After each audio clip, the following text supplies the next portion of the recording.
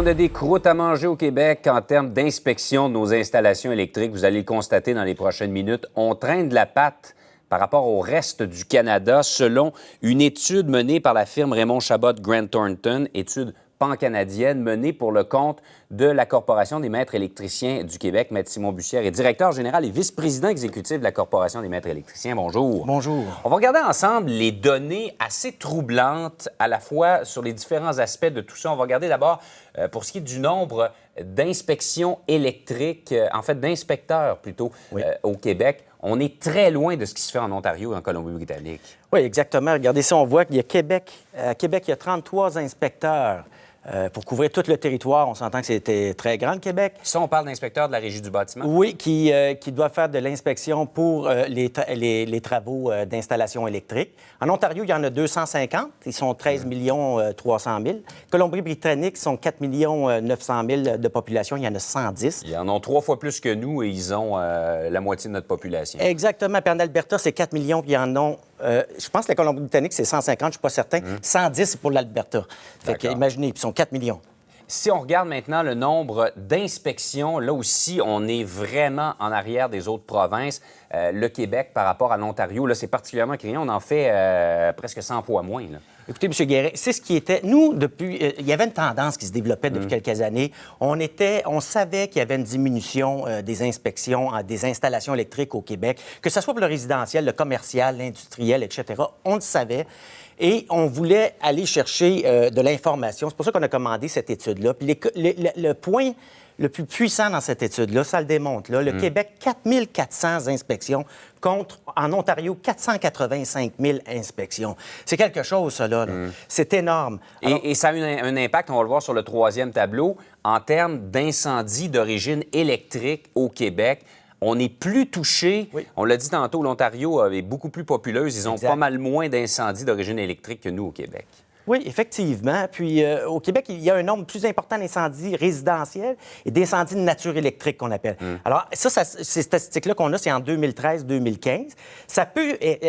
en partie s'expliquer par le manque d'inspection. On ne dit pas que c'est juste ça, c'est pas ce que prétend Raymond Chabot Grant Thornton, mais c'est quand même un élément qui est vraiment important à tenir en compte, c'est clair. Vous parlez carrément de ce qu'on appelle un free-for-all au Québec dans l'inspection. Oui, moi, je crois que ça fait plusieurs années au Québec qu'il n'y a pas d'inspection. Quand il n'y a pas d'inspection, quand on ne voit pas d'inspecteur nulle part sur des chantiers, la nature humaine étant que... on tourne les coins ronds? On tourne les coins ronds. Hein? On fait un peu ce qu'on veut.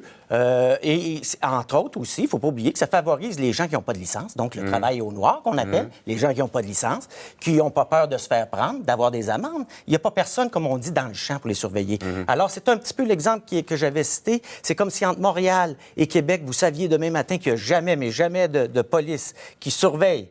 C'est certain que le 100 km/h ne serait plus respecté, c'est clair. La réglementation au Québec est moins contraignante qu'ailleurs au pays, aussi en ce qui a trait au résidentiel, notamment? Non, elle est aussi contraignante, seulement que c'est que la Régie du bâtiment choisit de faire des inspections de sa méthode. Sa méthode qui en fait, finalement, n'en fait que 4 400, comme on le voit. Je pense pas que ce soit vraiment représentatif de tous les chantiers. Surtout qu'on s'entend dessus qu'on est dans une période au Québec où il y a une augmentation substantielle de la construction là, actuellement.